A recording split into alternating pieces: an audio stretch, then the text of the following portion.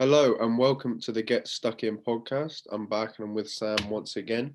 There's a lot to talk about this week, and we don't have a guest this week. It's a little special. We're going to do this every sort of 10th episode where we sort of have a little chat and an in depth discussion about the games that have just been. So, Sam's a very happy man, as expected. A nice North London derby win to make his weekend. Lot of controversy in it. What did you make of it? Well, first, I don't think there's much controversy in it. um, I think I I'm surprised at how well we played, especially when you got the team news with Noah Aubameyang, which we'll sort of cover. Well, if we could just quickly mention it, because I don't think it's too big, but obviously a lot of you will know that Aubameyang was dropped, and then it came out it was due to lateness. Apparently, he's late to the team meeting on the day, but it wasn't his first time, which is basically why he's been dropped. And I was a bit kind of like I just didn't know how to feel about it. I was surprised they made it public that that's why he's dropped. I thought they would have just gone, yeah, it's a tactical decision or whatever it is. But I think it's fair to say that Arteta, probably partially luckily, has come out of it looking brilliant because we've won the game without him. And it just sort of proves his point and it sends a message. And I guess he's publicly sort of disciplined the captain. And now everyone's kind of gonna have to follow that. But I think it's a brave move by Arteta, and he's got that in him a bit. It's almost a bit like Mourinho, like where he likes to put players sort of in the spotlight. Um, yeah, from what I've heard, things are sort of okay. I think Aubameyang left pretty quickly after the game, but there's no reports that he's sort of livid. Um, but yeah, what do you think of that? Do you think there could be sort of long term ramifications for their relationship now? I feel like there shouldn't be. If both of them are just normal human beings in that they can just accept one side of the coin and the other, they should be able to work out the differences. I mean, it is just lateness, Yeah, and I rate it from Arteta, to be honest. Um, Putting the club captain in their place and disciplining them in such a big game sends out a massive statement to the rest of the squad that you play by basically his rules. Um, if you step out of line, you're going to be punished. Um, So I think it was a good move from Arteta, and obviously, like you say, the fact that you won the game helps it massively because if they'd lost, there would have been a thousand questions about oh, it would have been whether he awful if should we have. hadn't won that game. Yeah. So I I mean, think it it's worked out well in the end. It was a yeah.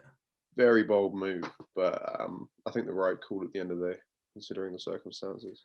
I just think it's not only is it a big game, but like, and I guess you could argue the league doesn't really matter for us anymore because there's not much to play for. But it's not like we're Man City and we're 17 points clear, and like you've had a few Man City players down the years like do it like break in COVID or whatever it is, and they've sat out a game or two, but their squad's just so big it doesn't matter. But yeah, to do it in this game, in the state we're in this season, it's massive, but I think it's good because it we got the win and it shows maybe that our squad's not as bad as we think. You know, a couple of players recently from the fringes have improved as much as people hate to say. I think Willian's improved a little bit. He's just an example of some others. So I think it worked almost perfectly, but it was definitely risky. But if we go to the actual game, we'll come to the referee calls in a minute because I mean I don't think we even have to. I think they're all pretty clear cut, but we'll talk about that. Of course, of My course. my thing, and obviously I'm as far as you can get from a Tottenham fan, and I really want to like sort of talk to a Tottenham fan.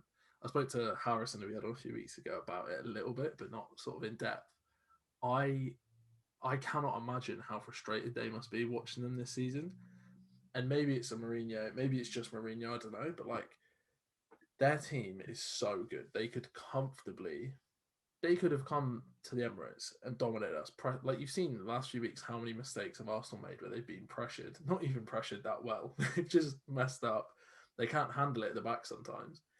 And they came there and they sat off the way Mourinho does. And fair enough, in the first game when Arsenal in the White Hart Lane, they sat off, they let us press, and then Son scores a worldie. They get another goal just before half time. Game over. Arsenal were never going to win that game. We were so poor at that time. But they just let us walk all over them.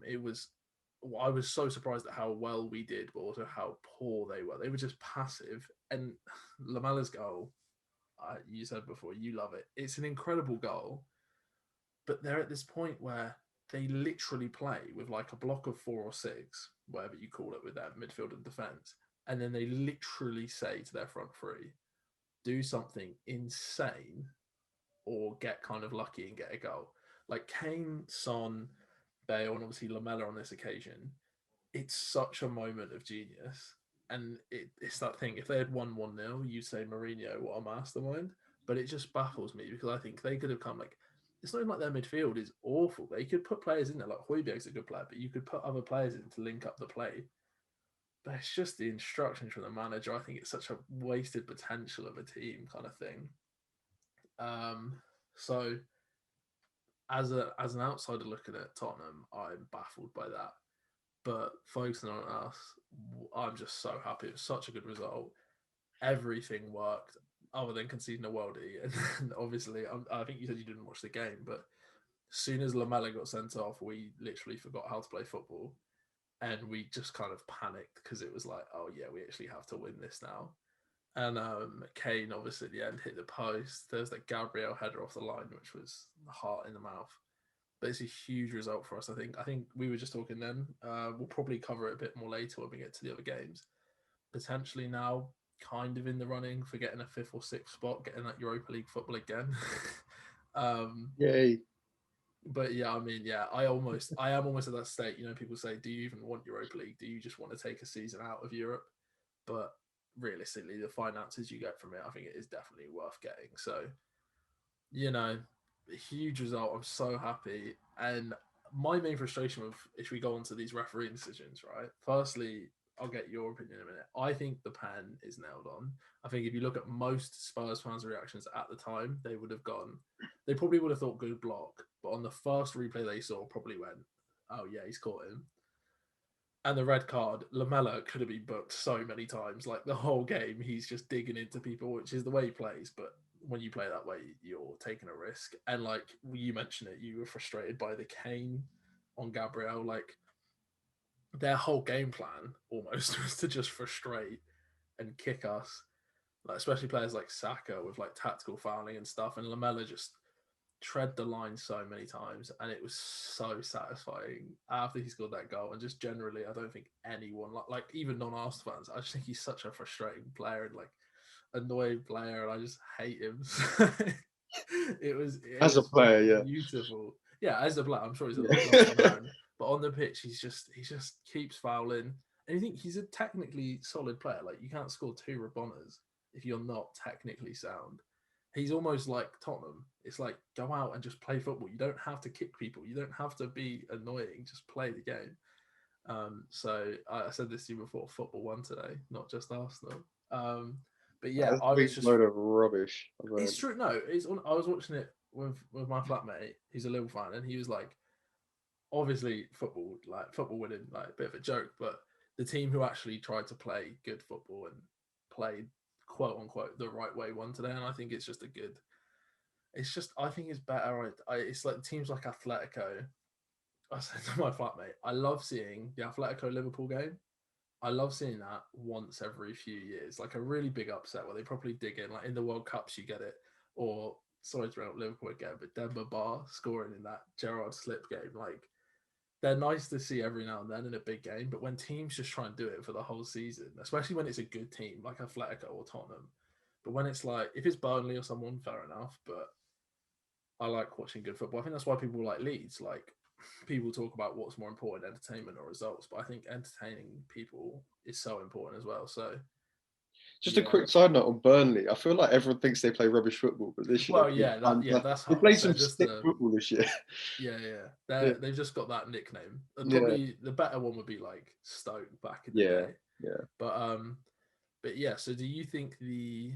Oh, yeah. So I was going to say my frustration with the apparent controversy is it's taken all of the conversation away from like Tottenham are passive, Arsenal are great. Everyone's sort of like, oh, Arsenal got a lucky pen, and even the Erdegaard goal was a deflection. Where do you stand on the two decisions? Do you think they were both correct? The red card, I agree with. I mean, like you say, he was treading. He was on thin ice before that, and then you swing your arm back and catch a man. Very rarely you getting away without a yellow card, to be honest. And to be honest, he could have given him a straight red for that. To be honest, so Yeah. I mean, I thought that was pretty nailed on. As for the pen, I understand why people are upset at this one because we have seen this sort of scenario 1,000 times before, in that a player, i.e., a striker, goes to shoot the ball, they miss, so they miss the shot, not miss the ball. Yeah. So Lacazette still made contact, so he missed the shot, Mm. and then the tackle comes in. We've seen it thousands of times, no action whatsoever. Like, I've seen this probably 10,000 times. It happens at least 2 or 3 times during a game. And it's just the only reason it's been given is because he hit it so badly, but he still Yeah. made contact with the shot. Yeah. He still missed the shot, and it was just a result of Sanchez sliding in after. Look, you can have a debate over whether that should be put into place moving forward, and that should all be a thing. But I think that's so hard for a defender then to ever go in on anyone ever again. Yeah. I saw You're someone always talking going to get about. penalised. I saw someone talking about this rule, and they were like, obviously this decision kind of throws that into debate, but that thing where someone shoots, they can get kicked, they can get elbowed, they can get 2-footed in their chest, and it's like, yeah, but you had the shot, so it's fine. I do agree that, like, I fully get that idea, and I think you're right. I think it's one of those ones where it's almost like, does that rule need to be looked at? And I definitely agree as well. I saw someone sort of saying if he gets that shot off, if he connects and it goes on target, or it goes, if it goes in, but if it goes on target, does it get given? Probably not. I don't know. No, it doesn't. I think But if you miss, like if he makes a solid contact and it goes just wide, and Sanchez takes him out, nothing. yeah, I don't think yeah, there's no, I even agree with that. on it. But yeah, I can see why people would be frustrated, and I think one good way to describe it would almost be like, if that wasn't given, VAR wouldn't overturn it. Yeah. And if it was VAR, wouldn't. It's just one of those sort of borderline where you look at it. And two things on it. I think we've been owed a decision for a few weeks now, like the Wolves one, the David Luiz. I know every team gets this, but we honestly, the last few weeks, like I've been watching games where I'm just, like the Burnley handball last week, I can't even comprehend. So I'm not going to turn it down. But also, Pepe's pass to Lacazette, I think, is so underrated. It's such a good ball because he sort of Very brings good. down a clearance with his first touch, and he's just come off the bench as well. So he might technically, like, he might not be up to speed with the game, and he just brings down this clear. I think it's a goal kick, and then first time he just smashes it straight into his path. It's a good touch by Lacazette. I think Lacazette was a little bit lucky because he wasn't having his best game. I don't think he missed a couple of chances. There's the weird one where he sort of let it run, and then Cedric comes out of nowhere. So I think credit to him because his penalty was top class as well. But I do think Lacazette got sort of saved a little bit by Davinson Sanchez. But yeah, I just think it's one of those ones that can happen. I think if it was Mustafi back in his Arsenal days or David Luiz, they would have given it, and it's almost a reputation thing where they're like, well, you shouldn't have slid in. And maybe, Yeah. to be honest, Davinson Sanchez might be falling into that bracket because he's given away a few sort of Yeah. clumsy moments now. Sanchez is an odd one in that. Yeah. I don't want to go on him because I didn't think it was a pen, but based on the current rules. But he But does you have just a get that few. reputation, don't you, where he's not Yeah. seen as like. He seen as mistake prone. Yeah, That's what exactly. it is. Yeah. There's always a few like that. I mean, David Luiz is a prime example, an excellent centre back through most of his career, who became people see him as a bit of a. He's just got a mistake or two in him. Yeah. So yeah. But yeah, obviously I'm very happy. You are maybe not as happy because it was against your rival, but you have ended that little. We won a drought. game. Game. Lovely stuff. Yeah, no, we were very lucky. I'll be the first to say that. I mean, Allison should have been given a. I mean, Wolves should have been given a pen in the first 2 minutes. It was clear cut, and I'm not sure why. Nothing was even look. I don't even know if they even looked at it, to be honest. Well, that was as clear as it comes. I mean, Semedo takes a touch away from goal, and Allison just takes him out. So, I mean, I don't know what to say about that. And then in the second half, Trent put his hand on I can't remember who it was who went down, possibly Matinho. And he did give him a little shove. If that was given, that wasn't getting overturned. So it's very much. We did get away with one, and Wolves really piled the pressure on towards the end. But I'm so glad we hung on because Yeah. we needed that sort of performance. I thought the two at the back were fantastic. Kabak was very, very good yesterday, which I was very happy with. There was one moment where it wasn't sort of a complete bunt, this player, and caught him. I think it was when Morgan Gibbs White came on and almost straight away sort of semi went through on goal. And Kabak just, came I wouldn't across. say he caught him. He just came across and kept with him. And it was honestly sort of like flashbacks to like Gomez or Van Dijk, just in terms of the speed. It just, there was no kind of, it was very calm. It was like, oh, you're through on goal. Let me just catch you. Yeah. So I think that was, Yeah. no, you're right. Isn't it? I think someone said to me before, is it 3 games with no goals conceded now for those two? Possibly. I know they've had 2 clean sheets in a row. I saw an interesting stat yesterday though. That this tells you that the crisis we've had at centre back. That partnership has now played the 3rd most minutes of any partnership in the league this year. They played like 2 games together. Yeah. Do you think he's a guaranteed? Is it 18 million in the summer to buy him? Yeah. Is that right? Do you think that's going to get done? Do you think that's almost like? I think it's 50-50 at the moment. I think it really. Yeah. He's only played about 5 or 6 games now. Yeah. So I think we got to see, give him a little bit more time. He does look good, but it all depends on whether there's a better option out there in the summer. Yeah. I think the likelihood is we keep him on because I think he provides. He's a young guy. He's only 20. He's so young. He's 20. Like he's playing at an excellent level for his age. So obviously he's gonna. The next few years he's gonna improve. Hopefully. So I mean, my inclination is that they'll keep him on.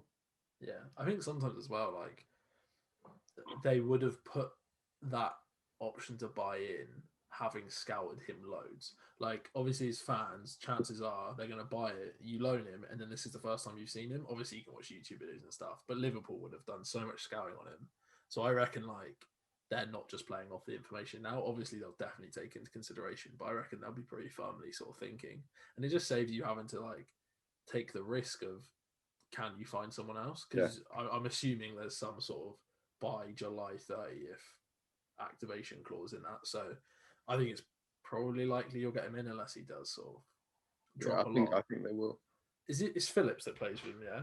The academy guy. Yeah, he's 24, 23, 24. Do you think, I've seen people saying like originally he was literally like this season's stopgap, but do you think he's now showed he could be realistically he'd be the 3rd or 4th choice? I think you've got to sign him on. Sign him on to just he can be our 4th choice. I love him. I love Nat Phillips so much, and I think every Liverpool fan is in that boat at the moment. This guy, who was likely to be shipped off last summer, has never made the cut despite being about 23, 24.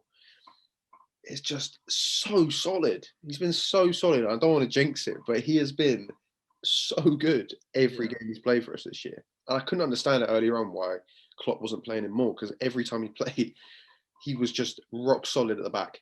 He heads everything. Absolutely anything. If it comes his way, he's heading it. If it was at his feet, he'd head it. So, I mean, I love him. He's a monster back there. But, I mean, Kabak's gone very well covering for him because he tends to drift out quite a lot to head the ball. But, oh, God, I can't say enough about the guy. he's our 23-year-old academy centre-back is most. He is like that Origi kind of cult level now. Like obviously he's not done as much as Origi, but people just love him. Like you can see it on Twitter, and I'm not even in that sort of Liverpool Twitter sphere, but you can just see. When we make the Champions League final, hey, 2005, we had Igor Biscan and Jimmy Traore playing at centre back. It can be done. Honestly. But if we sort of, I just wanted to. I'm not actually sure. Let me just check where Wolves are in the league. So Wolves are now 13th. They're 9 points clear, so they're definitely not at risk of going down. Obviously, at the end of the game, there's an incident. We just want to send our best wishes to Patricio. Yeah, of course. It was with his own player. Was it Cody clashed with his knee? I think Nuno came out and said that it's sort of not as bad as first. He's conscious. I think. Yeah. So our best wishes to him. But speaking of Wolves, it's a difficult team to analyze. Obviously, Jimenez at the start of the season is crazy. They've had two injuries of this nature, this head injury. But do you think that assuming Jimenez gets fit again for next season, or if he's even at the same level, do you think Wolves next season will be back to their usual self and sort of challenging top 10? Or do you think sort of they had a good, like, there's that, what do they call it, sort of like third season syndrome or second season in the Prem, where you kind of come in like Bournemouth have done and started well, and then you kind of slowly drop until you go?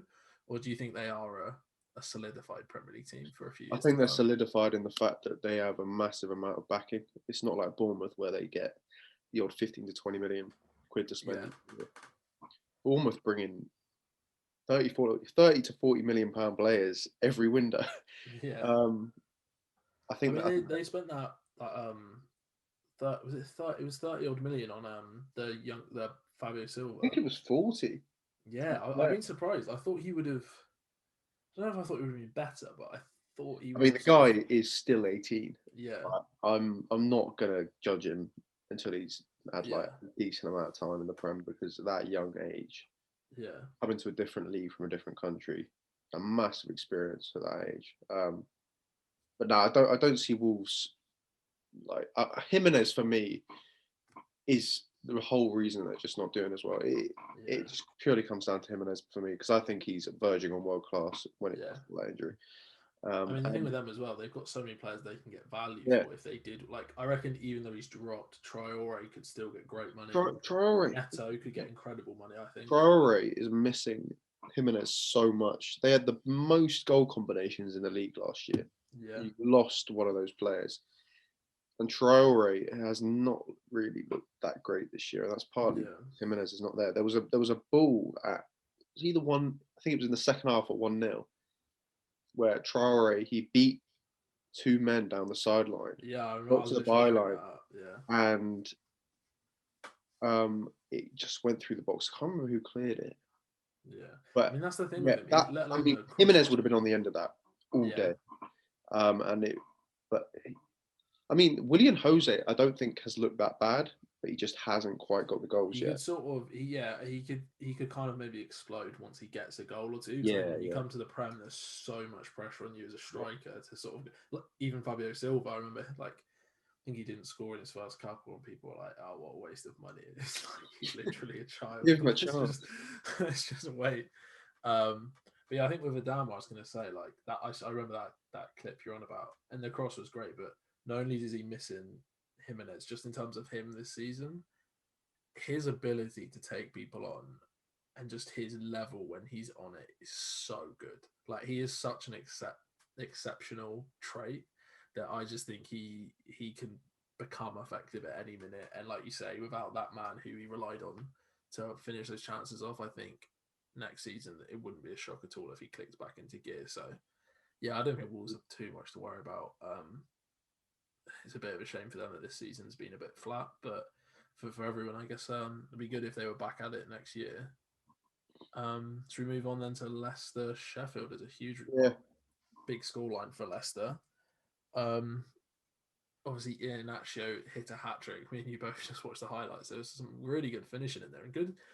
I don't think Vardy's ever sort of been credited for his play beyond goals, because he is obviously such a good goal scorer, but some of his passing in that game yeah, and just fantastic. general, obviously, pressure and driving at people with the ball. Such a good striker. It's crazy how sort of late he came to the Prem and just how good he is. But yeah, is that Leicester? Is this them stopping the rot that people predicted would come, or is this just, no offense to Sheffield United, they're not at it this year, and it's like, I mean, Liverpool before today is only winning ages against Sheffield. Yeah, is this Leicester back on track, or I don't know when they went off track, to be honest. Everyone talks as if they're gonna. they did have a little dip, I think, What, they with lost one game? they lost to us, which that's awful. They lost to I know they lost to Arsenal. Oh, they had the Europa League. I think that was sort of Okay, quite hard hitting losing that game. I do not understand the Leicester sort of sort of. I don't know how to put it, but everyone seems to think, from what I've seen, that Leicester are just going to magically pop outside the top four by the end of the season. I think it's just that they did it last year, and people were like, Last "That's year how it they works." were they were on track to do it, Yeah, and then they lost Ricardo Pereira. They're probably their second best player last year. yeah, A number of other injuries, and then 3 months went by during COVID, and every team that was struggling then had a full squad by that time. We're talking yeah, Spurs, United, Chelsea, all got players back. They didn't because all their injuries were long term.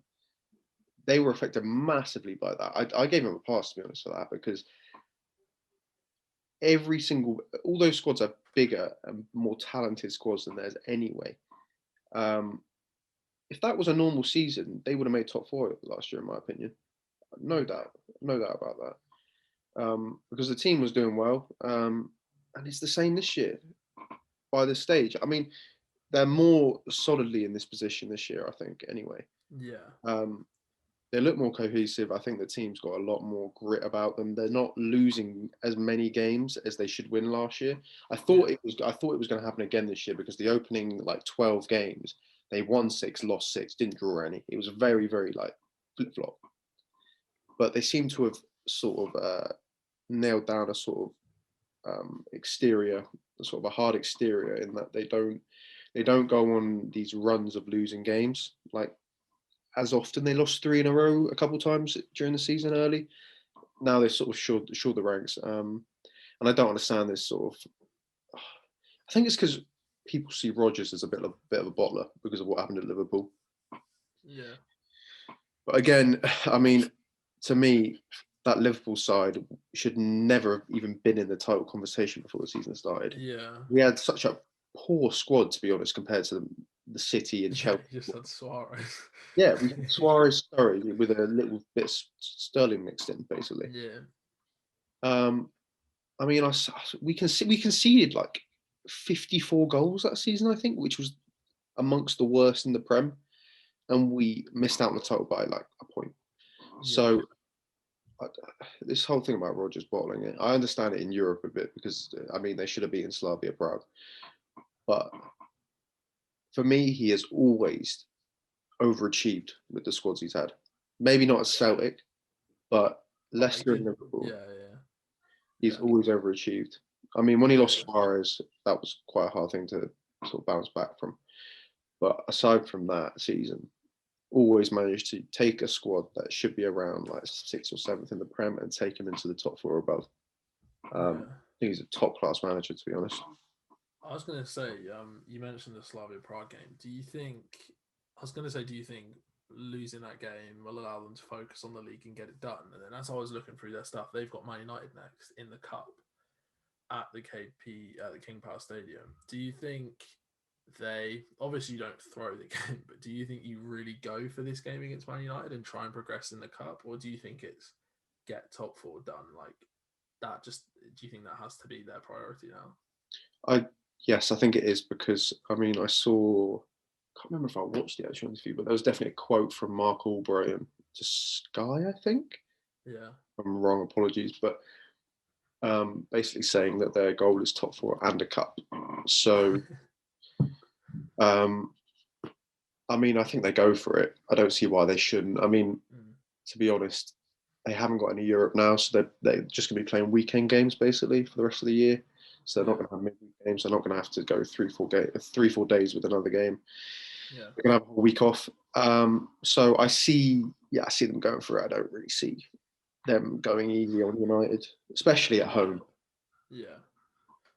I think Man U will be up for that game though, because obviously there's this thing going around Semi-final. of semi-final thing. So I think it can do a lot. Like I think Arteta, it bought him so much extra time. Like even though Arsenal are maybe a bit less sort of trigger happy with sacking managers anyway, which I think helped Arteta. I think that FA Cup it probably rose expectations way too much, but it did give him so much extra. And I think if Ollie got a cup, it could just sort of transform. And like bearing in mind like if they keep going in the cup, that could also propel them in Europa League. So I think Man U are really going to want the FA Cup. I think Leicester have got it in them to beat them for sure. So that'll actually be a really good game. I reckon. The thing is, I can't help but think Man City are going to win the Carabao Cup and the FA Cup. It's like, do you want to go all the way to the final just for Uh, De I, Bruyne I, to I don't just go? hate I don't hate the fact that they win both. Like in terms of fair play if you win both. I'm not going Yeah, to complain on the actual grounds of that, but I just don't want the league to become like La Liga, where it's the same two teams winning everything every yeah, year. I mean, I know Liverpool and City have been sort of a top. But the Prem needs to chop and change. It's been like that for so long. yeah. We I can't. think I think other than Man City now, I don't think any team is ever gonna be like consistently challenging. Like I think Liverpool, obviously many due to injuries have sort of got to the top. They've dipped a bit, but I think they'll be back. But I think you never know when Man United could get it right, and they finished second a few times. Tottenham have been up there, Chelsea have been in and out. So I don't think the league will ever be like Barcelona, Real Madrid, or Bayern or UA. Well, maybe Bayern of Man City. I don't know, but I don't think Man City, even with their wealth of resources, will ever do anything like five in a row. Like two in No, a row, three in a row, maybe. But I think there's always going to be one team will kind of have that 3 year build, challenge Man City, maybe do it. But yeah, I don't think the Prem will ever get to that point. But yeah, it is getting. I think with the cups, it's like it's this conversation you have where you try and almost prioritize what you're going to go for, and it's like Man City are the only team that don't have to have that conversation. Like you remember Liverpool, and it was the Club World Cup, but didn't you? You literally put like yeah, genuine but that children was out. to be fair, that was a scheduling issue. It Yeah, wasn't but like even. even Arsenal, who what we're like 10th this year, we went out to Southampton, and everyone was sort of like, "Why are you not going for the cup? Because we're 10th." And it's every team in the Prem, even the biggest other than Man City, have to rotate. I'm sure Man U will play like is it Diallo who got his first goal in the Europa League? So Yeah, I very nice think Man, goal. huh? Very nice goal. Yeah, it's a really good Yeah, goal from him, and I think, but yeah, I think Man City just they don't have to make the decision. They'll go, okay, we'll just play Mahrez instead of whoever or Bernardo yeah. Silva. So We'll just use our £60 million bench player to. yeah, it's like, oh, Aguero needs fitness. Let's just Yeah, play him against Doncaster. yeah, yeah, So, and yeah, and there's obviously the joke that Man City always get easy draws, which is definitely not true. yeah. I mean, there's definitely I mean, Champions League I draw. cannot believe. I mean, this season, I know I hate to always bring back to Arsenal. In the Carabao and the FA Cup, we've only had Premier League teams. We've had There's Leicester away, we're gonna sound like such Liverpool. complainers, but I'm gonna bring up another stat. I've told you this one before, but I saw a list of City's domestic cup draws, and it was basically like Yeah, no one in the Prem anyway. yeah, Liverpool's domestic cup draws since Klopp came in, I don't know if it's including the last round where we lost. I think it is. I think it was 17 of the 26 have been Premier League teams, yeah, which is mad, yeah. mad. But it's like even the Champions League. I remember in the years we like one when we were in the Champions League, it was like Bayern, Barcelona, Yeah, Bayern, yeah, and then I remember when we dropped down to the Europa League, I was watching the draws, and it was like we're getting bigger names in the Europa League than Man City are in the yeah. I Champions know. League. It's like, oh, Man City have got Shakhtar Donetsk, Arsenal have got like Benfica, and fair enough, Benfica might not be what they were, but like Man it's United just are a big name. drawing AC Milan. AC Milan, yeah, it's crazy, and obviously there's nothing behind it, but it's just the most unbelievable luck you've ever seen. Yeah. But credits them because you still got to get the job done, and it is. Unfortunately, they don't in the Champions League, so we'll see what happens. Well, yeah, exactly, yeah. Yeah. But yeah, so if we move on, we've touched on Man U a little bit there. So if we quickly, this will be the last game we'll cover from the Prem. They beat West Ham in a big game. I mean, we Yeah. talk about the Arsenal Tottenham game. It's actually like 8th v 10th. This is 2nd v 5th, I think. Man U West Ham. Man United just about got it done. 1-0. It was an own goal. Credit to them though. I watched most of the game. I didn't see the end, but they did dominate. It wasn't sort of a lucky 1-0 with an own goal. I don't think they were largely on top, but that was also due to West Ham. I think they changed their game plan from recent weeks a little bit to sort of try and contain Man United. Um, is this? I mean, it's similar with Leicester. People are just almost assuming because West Ham aren't a traditional top club that they're going to drop off. Um, they've got Arsenal next week at home, so at West Ham. How do you see that one going? Just talking West Ham, do you think they can? get back to it and beat Arsenal? I And if they saw. do lose, do you think that's top four? Do you think that's almost confirmed that they just don't have it in them? I mean, I saw David Moyes. I think it was David Moyes recently talked about in an interview how his team have been so good at bouncing back after losses this year. I think Yeah, it was him, or maybe it was someone commenting on Moyes' team, and that is, I think that's what's going to determine whether they make top four, because throughout the season they've managed to bounce back straight away in the next game after losing. They did it against Liverpool, um, and I mean if they do it um, against Arsenal next, I could still see them in and around that discussion with 3 games to yeah, go. I don't see why not, to be honest. Their team plays such good football, and I really, really enjoy watching them. mm. It was a shame, obviously, for them that they lost to Do you United think they'll because attack Arsenal? Or do you think they'll do what they did against Man United? Obviously, no, with like response defense. I think they'll put the press on, to be honest, because I just don't think you're at United. I think it's the best way to play it. So I talked about Tottenham. Yeah, I think you can lead so much, but I think with the West Ham Arsenal game, I think a lot of it is down to which Arsenal turn up because you just don't know. And there is this sort of stat that we're really bad after a Europa League game, and obviously I think there's Europa League this week. If there is, obviously we are effectively through against Olympiacos anyway, but I still think it could take a little bit out of the team. So that will be a good game, I think, and I genuinely think it's the kind of thing where I could see them win 3-0, us win 4-0, it be 1-1, it be 2-1. So I think that'll be a good game. And I think if they lose that, they'll still be in it points wise, but I just think that will give the motivation to the teams around them of like, we can get this for done, me at the especially moment, Chelsea. yeah, for me at the moment, it's Chelsea. It's whether Chelsea will have a bad result or two, because at the moment I know they drew their last game 0-0, but they don't really look like they're playing that badly, to be honest. Yeah, they're just not losing. They haven't lost, have they? Since No, there's I been a lot of draws, but they haven't lost since he come in. So think yeah, they obviously probably if are the they favourites. somehow collapse against Atletico this week, that might set them on a little bit of a Yeah. downhill path. But Chelsea, for me, I just don't see them dropping out at the moment. Well, we were going to jump onto the Champions League after this anyway. We sort of finished that chat. So do you want to jump in straight away with that Chelsea Atletico game? It Yeah, was 1-0. yeah. Giroud with the overhead kick away goal. How do you see that? Do you think see, I almost wonder, will this benefit Atletico in the sense that they're gonna have to come out like when they played you, they had the 1 goal lead and they came there and they just said we're holding this, and obviously it worked. It worked on that occasion, but there's plenty of occasions where Atletico have tried to sit on something and then they concede. They concede the like 1 goal they don't need to and it's over. I love with Atletico, as soon as they need a goal, like even your game at Anfield, as soon as they needed the goal, they suddenly start playing great football. Like they've got Saul, they've got incredible players, João Felix.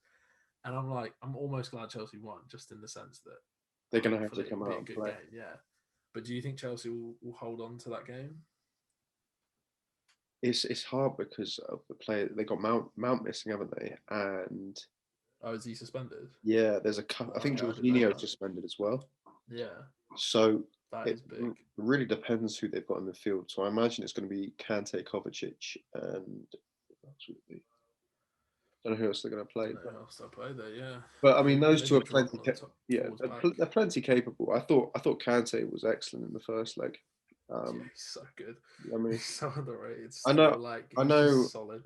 I know. In the last couple of years, he hasn't quite lived up to his previous expectations. But I thought he was great against Atletico, breaking up play around their penalty box, not letting them get out. So I think he's got to put in a big shift for them.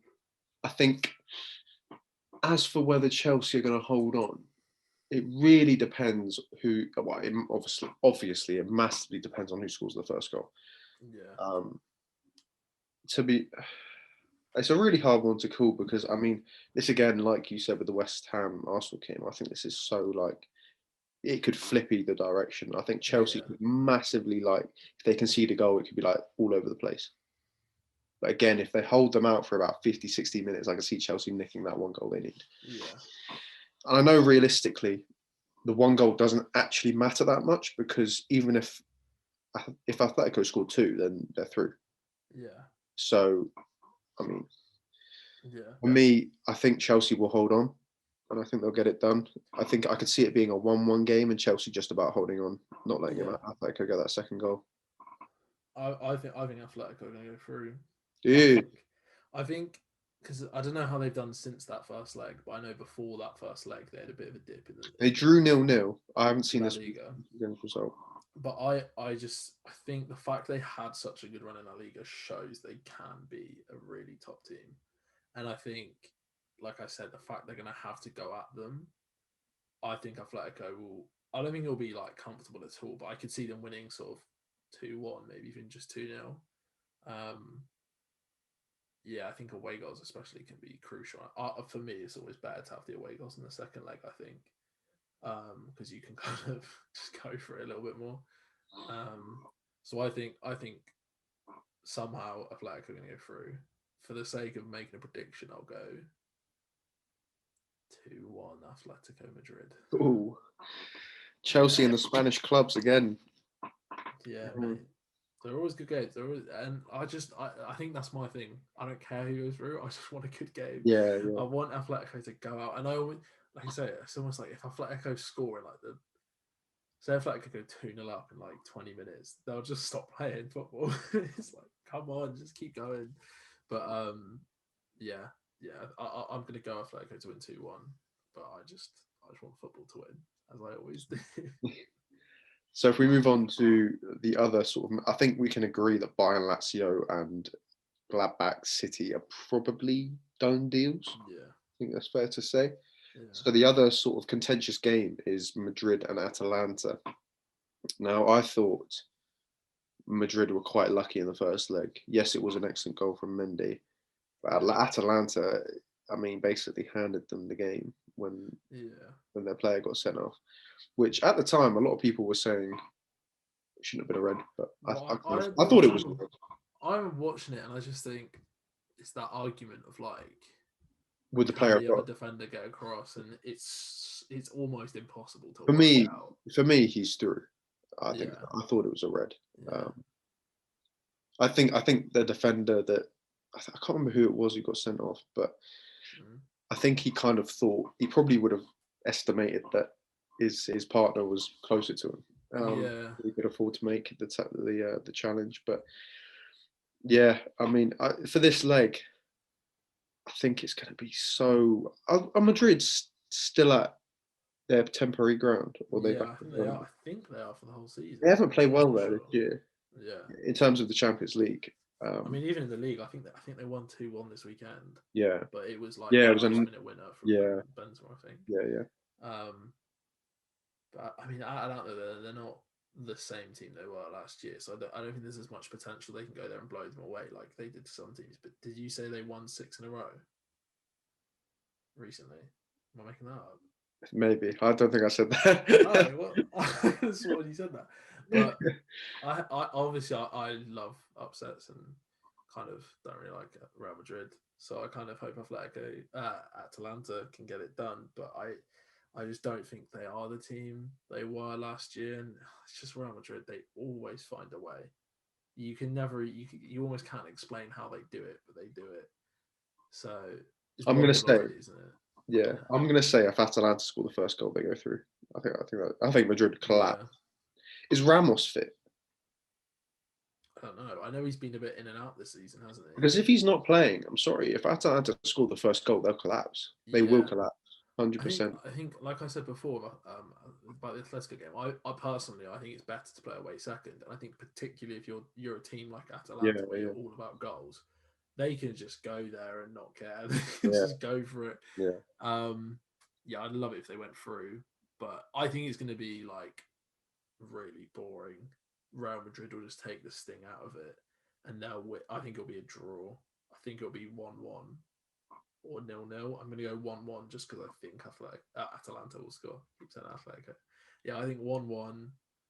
Real Madrid will just get it done. I reckon it'll be lucky. Like I think Atalanta will like hit the post a couple of times, or there'll be a dodgy VAR call or something. But I'm gonna go bold like I did with Porto. That worked for me because my boys in Porto got it done. My boys in Porto got it done. So I'm backing Atalanta. I'm going to say it's going to be 1-1. No, 1. Oh God, I'm trying to work out the aggregate scores here. I was going to say 2-1 in extra time, but Madrid would have already gone through. If Yeah. it was 1-1 at full time. So No, it could be 1-0 full time, I'm gonna and then say, both scoring at extra time.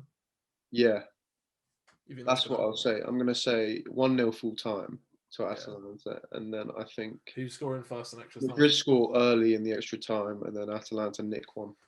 I'd love that. I hope it happens, but Real Madrid, man, they work with evil forces. They just Yeah, control things. It happens. They'll go through. yeah, I think I'm more. It's. I don't know. I say I'm more confident about Real Madrid going through than I was about Juve. But then again, Real Madrid are just. You look at their team sometimes, and you honestly, it kind of like, especially without Ramos, it's hard to see. Like, especially because Hazard. I mean, I don't know if you saw this. I think he came back this weekend for 15 minutes, and now he's out for 6 weeks again. yeah, yeah. It's bizarre what's happened to him, but yeah, I definitely I can see Atalanta winning, but my head says Real Madrid will get it done. But fingers crossed you're right, like you were about Porto, which we'll come to now. Hey, It was such a good game. I yeah. think you said before it was the closest thing to the Tottenham No, Bayern. it's the best we had that year where it was the year Liverpool won the Champions League, obviously, but Yeah, in that year we had three incredible games in the knockout stages: the Spurs City game, the even well we had the Ajax Madrid game, we had the Ajax Juve game, yeah, we had the Liverpool Barca game, and then we had the Ajax Spurs game. All of them, and so it was the best Champions League game I've seen since that Ajax Spurs game, which yeah, was the last one of that tournament. That was great. yeah. Oh, brilliant! I was so happy, so happy, you honestly. obviously we Porto won. Well, it's 3-2 because Juve scored, Rabiot scored at the end, but Yeah, obviously they went through. All credit to Porto, they were insane. But big question: the winning goal from Porto, insane free kick, Ronaldo's fault for not looking, Chesney mistake. I had a mate tell me that it wasn't Ronaldo's fault. Um, I think it's all three. Like, I personally think it's awful goalkeeping. At first, I thought it was like, oh, Chesney's only just got there, but he wasn't yeah, standing on the other side of the goal. He was almost on the right side of the goal. yeah. He should be saving that. He got a full hand to it, and he pushed it in his own net. So for me, I mean, the wall was atrocious. All three of them dived out the way. Ronaldo, say if Ronaldo looked, did he look? Yeah, he looked away, didn't he? He turned his back on it and jumped over it. Yeah, but he literally, I think it was him that it like went under or went next to. If he's looking, he just moves his foot an inch to the right. Yeah, well, he's probably there just to block it if he's looking at it. Yeah, but It was a shambles defensively all round. credit to the obviously we said like it was maybe a mistake, but obviously the strike was good. But just is it Sergio Oliveira? Yeah, Yeah, he looks brilliant player. I've known about him for a while purely because of FIFA and things like that, and he's always been a solid midfielder and almost like maybe like the kind of guy you buy in career who's got a decent potential. But that just felt like that kind of it was almost like a Frankie De Jong moment. And not to sort of put him in the same level, but now it's like everyone's gonna be like, he's insane. He's the next guy. And I think thing he's is, like he's 25 or something, but he's 28. I've just looked. he's 28. Yeah, I thought he was younger. I thought he was Yeah. 24, 25. But still, I mean, I could see some. I don't think a big club will go after him, but I could see sort of like a Sevilla coming in I to get think him. yeah, I think it depends what happens in the next round. You were saying that Man City will probably end up getting Porto next round. But I mean, I don't think. I mean, one, I don't think that would be a nice draw anyway. I think they're a dangerous team to play regardless. But also, we talked about They Man were the only City's team. Champions League form. They're the only team that have really caused City any problems this year. They in that I think it was the first game of the Champions League. They played City, I think, at the Etihad, Yeah, and it was 3-1 to City in the end. But for much of that game, Porto threatened. It's a I just couldn't good Porto believe side. like credit Oliver. I mean, credit the whole team. Obviously, it's a great result. But Pepe, I Yeah, mean, and I'm one of Mbemba as many. well. I'm one of Mbemba as many well. who I'm sure does not really like Pepe. Again, like Lamella, for the way he like. Not only is he a bit annoying in the way that he tackles and fouls a lot, but also he's one of those players that as soon as he gets anything back, he's the first one on the ground holding his face and he's been punched or whatever. And I've always sort of been like, how good was he? Was it the Ramos Cowrie kind of thing, almost like what we see with Varane, like how different he is? But it was incredible. Like you just watching him, like the amount of blocks he made, like the amount he was controlling and dictating what the defense did. And then he go down injured at one point, and you thought, oh, he's done his hammy or something, or it might be cramp, and you're like, Yeah. oh, he's done. But it genuinely was like iconic performance. Oh, He you was just know so solid. he's a great player. And like, his 120 minutes went by. He was doing everything. His positional play was so Yeah, good. The guy did that it over a kick in the box with about half a minute to yeah, go left in the that game. really like reaffirmed in my Yeah, head, yeah. or confirmed in my head, because I really did think like he's obviously good, but is he really elite? There's something that is such a stupid thought process on behalf of myself, but I'm sure a lot of people get it. You see players at big teams, and you're like, it's like even Benzema, I think, gets a lot of stick where people are like, you played with Ronaldo and all these players, like, Benzema's good though. I'm not having yeah, it. like you just think, oh, you play for this team, how good actually are you? And it's stupid that they have to do this, but credit to Pepe because he went to a so-called smaller team, and oh, it was I mean, so good. It it was shows as incredible. well with how solid Portugal are as Yeah, well. He's the leader at the back for them and has been for years. yeah, They've always been a good defensive team. yeah. Um, I think they're going to be a bit. I think one of us said it on the last pod, or on a pod a few weeks ago, that they're going to be a big threat. I mean, Obviously, England are going to draw one of Holland, Germany, or Portugal in the round of 16. So I'm not looking forward to that. So, I mean, we're going to have to get past one of them. To be honest, I'd rather take Germany or Holland over. I don't want Portugal. yeah. No way. Well, if we sort of with one more topic we wanted to cover before we end, and obviously we talked about him a little bit then with that free kick, not getting in the way of it. You said it was the worst you've seen Ronaldo play in the first leg, or the most he sort of disappeared in the Yeah. game. A lot of questions were asked. Obviously, we've talked about ourselves, but you had all this narrative of Mbappe, Haaland, great performances, and I mean, what performance!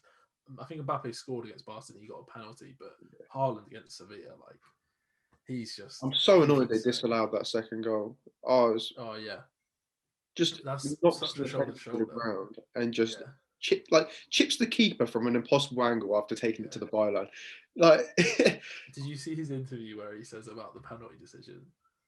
no. So for those who haven't seen it, I was quite frustrated because I didn't watch the game live, and then I saw people saying Haaland basically shouted at the keeper after he scored, and all the Sevilla players started to like fight him, kind of thing, and say it's disrespectful. And I was like, it's a bit weird he's done that. But what happened was he took a penalty, Oh, I did. Yeah. saved, and the goalkeeper gave him all the stick, and he said like, hey, yeah, get in, you're rubbish, all that stuff.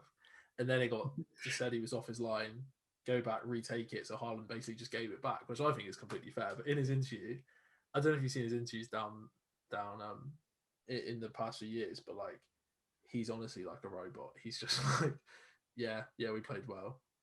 Yeah, I'm happy. I work hard.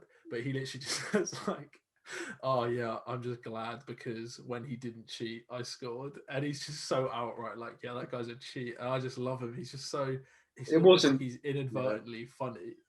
It's It just wasn't even that deep, to be fair. Like there was, I mean, when they were walking off the pitch, those two were just chatting, having a laugh, like the yeah, goalkeeper and Haaland. So it was yeah, obviously just a bit of like yeah. friendly competitive nature, to be honest, between them. So I like a bit of that. Yeah, You need a I bit. love it. It's just he.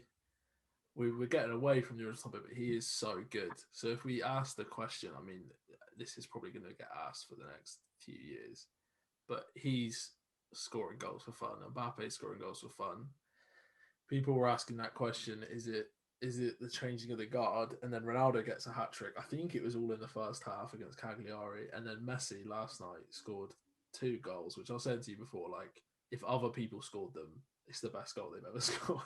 Like it's crazy and credit because we heard about all this Messi stuff and then we thought we'll watch the highlights before we record this. Griezmann has scored an absolute Yeah, which just didn't get talked about because he's playing with. I mean, you can see why Neymar left because like I didn't hear about that at all. I watched both the no, Messi goals. Twitter's like Messi's great, and then you were just like, "Have you seen the second goal?" And arguably, I'd say Griezmann's is probably the best of the yeah, three. it is. But yeah, Messi, Ronaldo, bite back effectively against all the critics. Obviously, they're both out the Champions League, which they won't be happy with. But is it the change in the guard now? Is this the season where it's happened? No, or is it still a few years down the line? I think we're still a couple of years away. These guys are too good. Yeah, I mean, it depends on what you classify as changing the guard, whether they drop off slightly in terms of numbers, but they're still yeah. there. They're still one of the top Well, players I in think the. Messi's just hit 20 goals this season, and it's like the he's the first player to hit 20 or more in 13 seasons in a row. Yeah, I mean, they're still balling. Yeah.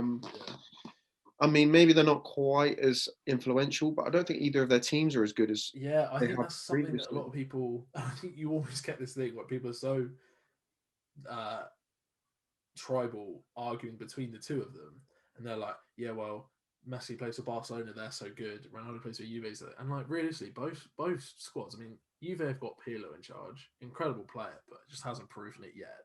So inexperienced, and their squad's sort of not maybe what you want. And Barcelona have got so much going on right now; they're a complete crisis club. And I think for me, one thing that for me, I would argue the change in the guard hasn't happened yet. Is one of the, I know Mbappe's won a World Cup, but they need to win. One of them needs to win a Champions League. I can't see Dortmund doing it. If Dortmund do it this year, that will be such an achievement, and it will be largely through Haaland.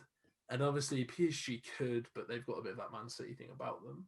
But I think if Haaland moves next year, and I mean there's talk of Mbappe moving as well. If they both moved to so-called like the elite clubs, then they won a Champions League.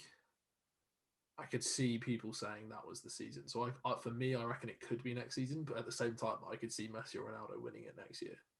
So I agree. I don't think it's yet, but I do think we are on the doorstep of a very sad moment. um, but I mean, it'd be amazing. I don't know how likely this would be if Haaland or Mbappe went to a team with Ronaldo or Messi, but I'm not sure Juve or Barcelona are in the position to do that. But yeah, I don't know what else to say. I don't think it's changed yet, but sadly, I do think it's on the way. Um, Yeah, I don't think they're done yet. I mean, it really depends on how. I was speaking to Harry from last week during the Barca game because I was watching the Liverpool game. But he was saying you need to switch. It's the best I've seen Barca play in 3 years. yeah, well, Um, Messi obviously scored an unbelievable goal against yeah, PSG. yeah. He missed the penalty, but I I think was the so penalty as well was a great save by Navas. I don't think it that was was, but I thought completely sort of I was so annoyed he missed it because if it was yeah, it would have made the game. 2-1 at half time, that's how Yeah, like the momentum is completely with Barca at yeah, that point, and they were playing so well. yeah. But yeah, I mean, going back to the question, I don't think it's done yet. I think we've got about 1 or 2 more years. I mean, Messi's obviously is he younger or is he? Yeah, I think Messi's 1 or 2 years younger, but obviously Yeah, everyone sort of Ronaldo obviously is a lot more physical, so I think he's definitely yeah, going to have a little bit more longevity. I think Ronaldo said that the next World Cup's going to be his last one. I mean, obviously it's only yeah, a year away now, despite the Euros being this year. Do you think that'll be the same case for Messi? The yeah. next year being the last one? Probably. Yeah. Yeah. See, I Might, think I think I think Messi's going to be more open to kind of. I think there's a lot of talk that he wants to go back to Argentina at some point, and I could see him leaving the top five leagues before Ronaldo does. I think he's a bit less bothered about how people perceive him. yeah, Like I think agreed. Ronaldo is very like I'm going to prove myself. Obviously, neither of them have to. Um, but yeah, I do think Messi they'll probably end up sort of leaving the top five leagues at the same time. But obviously, Ronaldo having had 2 years more. But some of the stats, as you see all these stats going around now, and all these arguments where they're like they're still this good. They've like some of the stats I've seen this week are just unreal for them. I think there's something that if Messi doesn't score for 75 games, he's still got the best goal per game in Europe's top five leagues, which is just insane. Um, but yeah, I mean, Haaland, on a real, I genuinely think whether he's a better player or not, I don't know. But Haaland's goal scoring rate, there's this thing going around where Mbappe scores, and it's like he's the youngest player to get to Yeah, 26, and yeah, then Haaland's about two away. And I mean, not to call Mbappe old, but I think Haaland's 2 years younger, yeah. or I think he's Mbappe's played like 20 games 20. less or something. So Yeah, oh, for that was it. You me, seen the one where he scored? It's first players to get to 20 goals in the Champions League. yeah. I think Mbappe's second now with like 30 or 28. Haaland's Haaland's got 14. 14. Yeah, 14. Unreal. and that's at Dortmund as well. And it's Dortmund and Salzburg. Yeah.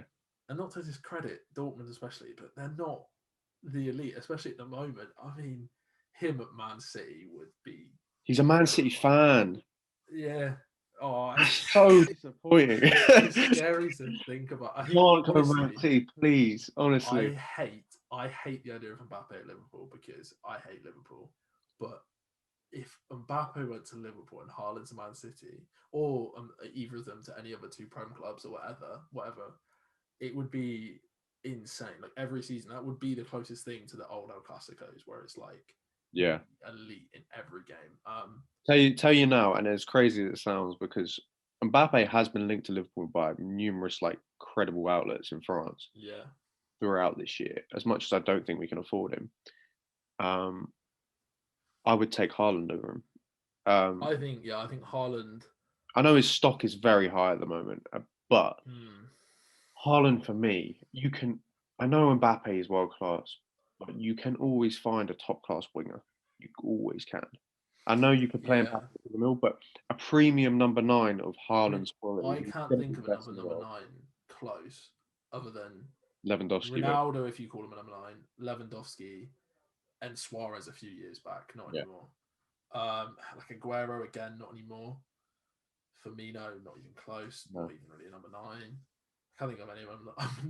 Giroud, maybe Maybe would be national above Italy him. competition. You sure? But yeah, I think Haaland has overtaken Mbappe as the big prospect. I don't know. Also, I mean, Norwegian, Norwegian. Erdegaard's just been made the captain of Norway at 22, so Let's do that, yeah. maybe he can pull some strings. But on that, I really hope we sign him. But I think What? they're based on Erdegaard. I hope we sign Erdegaard. Oh, okay. Yeah, but there's a lot of talk. I think they're sort of saying it's literally up to whether Zidane goes. Although I did see something that apparently they might just sell him regardless to make money for Haaland or Mbappe. So I Yeah, that's the mean, other thing. I've always kind of thought that Haaland was a Madrid player, but I mean Mbappe's a Madrid fan, isn't he? There's all the pictures of him like yeah, loving Mbappe, Ronaldo. one of those. Tell you what, it would be so Premier League for all this talk for a number of years of those two come to the Prem. Like, Mm, oh, it's gonna happen, and then they both yeah, just go to Madrid. like if they went to Madrid and Barca, say, it would be great. But I just the Prem would be, maybe it's just because It we're is living part of it. here and we're seeing it all the time, but it does feel like it would just be insane. It's almost like we've done Real Madrid Barcelona, we've done the waiting around for El Clasico every year. Let's do the Prem. Let's do Get Man the City, Prem. Liverpool, Need the whoever it Prem. is. Yeah, I mean, if you both want to come to Arsenal, I'm not going to say no, Yeah. but I don't see them coming here, so I'm gonna. I mean, as much as I would love to see it, I also do not want to see it because Arsenal wouldn't win the league for another 20 years. So maybe do just go to Real Madrid and Barcelona. It's crazy. It's gonna be so exciting to see like the next. I think it's nice because I think people were Thing is, worried do about. you think Haaland goes this summer? Because he's obviously got the buyout next summer. Do you think someone I takes the money? I I think it depends on what the big clubs do in terms of selling. Like if Real Madrid somehow moved on Hazard or like whoever, maybe. But I mean, Real Madrid are losing Ramos, aren't they? That's almost sort of Yeah, I mean, guaranteed because of Ramos his has come out contract. publicly saying he wants a 5-year deal. Yeah, So I don't see they're them. going to need a statement. Obviously, maybe not a centre back, but they're going to need a statement to sort of cover that. Yeah, So I think it does depend on because I don't think Haaland would mind another year in Dortmund. I don't think he's like I have to go now. And I mean, same with Man City. Is it Guerrero? Is his contract up this summer? yeah, I think so. So I guess if he goes, because I think a lot of people have started sort of saying that maybe Jesus isn't the one. But I mean, Man City don't even need a striker; they still How score old is more goals than everyone Jesus? else. Isn't even that old, is he? I think Jesus is 24, 25, but I do think the last few He's young. weeks, or this season, maybe as a whole, without Aguero, you have noticed that he I is think like he I suffers. genuinely, Yeah, he I think suffers the fact that Gundogan he's in not front is a Aguero. better option for them, Yeah, basically. yeah. Just because of the way they play. So yeah, I just think like I was about to say a minute ago. I think it's good because people were a little bit worried about what we're going to do without Messi, Ronaldo, and I think we've got those two. And I mean, they are at levels above, but there's so many youngsters now going around. Like there are some incredible young players. So I think the future of football is going to be pretty good. I think everyone gets worried when a generation comes to an end. You're like, what's going to happen? Um, But yeah, I mean, we can leave it there if you want. Got Yeah. a lot of Champions League to watch tonight, which is really exciting. This should be out Tuesday night. We'll put polls up for the Champions League games again. Hmm. We'll have a guest on next week. Hoping to have a few people within the industry, people on YouTube, people in football on in the coming weeks, as well as fans. But yeah, we do always want to have fans on. So if you're a fan of a team and you want to come on and tell us your story, give your opinion, please do. As always, you can get in touch with the Twitter, the email, like, subscribe. Anything else, Max? I think that's everything. Really. Cheers for listening. Yeah. Yeah. We hope you like this little just me and you one. I think it'd be good. This happened to be the 10th episode, but because of that, we're gonna roughly try and do every 10 episodes a little special where we maybe go a bit more in depth. But yeah, so yeah, get in touch if you want to be on, like, subscribe, all that good stuff, and we'll be back next week with another fan story.